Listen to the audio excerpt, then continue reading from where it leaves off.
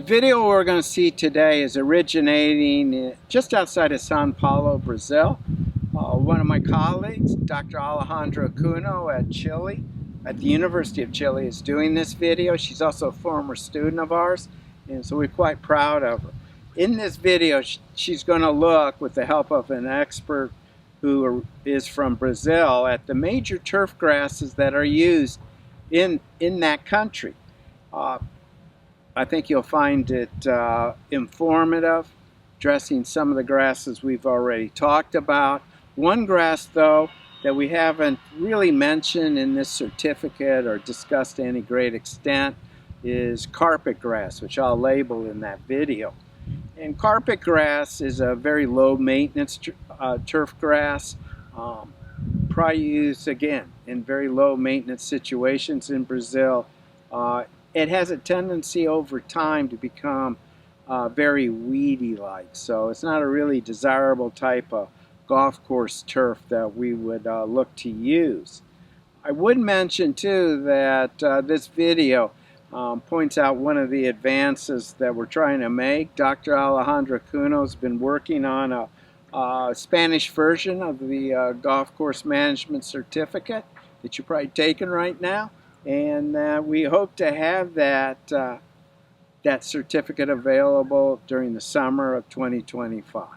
Good afternoon, everyone. This is Alejandra Cunha, former OSU student, and here we're in Sira, Brazil. And we are with Roberto Bucher.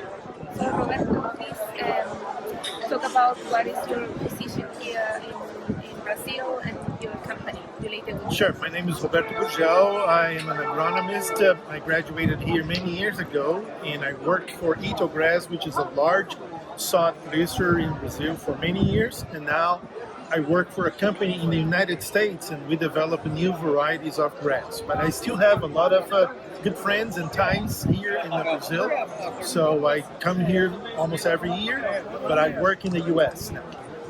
Good, thank you. So I wanted to ask you, which are the most common turfgrass species that you can find here in Brazil?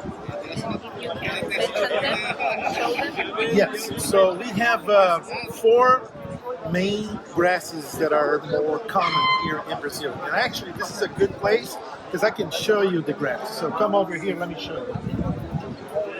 This is a zoysia grass. It's called Esmeralda. It's a common zoysia grass, but it represents about 80% of the Brazilian market. It's very good. It's a medium texture. It's not too fine. It's not too coarse, but it's a very good, and many of the producers produce this grass here. It goes for residential mostly. After the zoysia grass, we have another example over there in the corner. It's called San Carlos. This is an Axonopus compressus grass. It has a broader leaf. It's not as fine as this Esmeralda, the zoysia grass, and it's very good for shade. It cannot tolerate traffic much, so you cannot have it on the sports fields, but you can have it in shade, and it takes the cold weather very well too.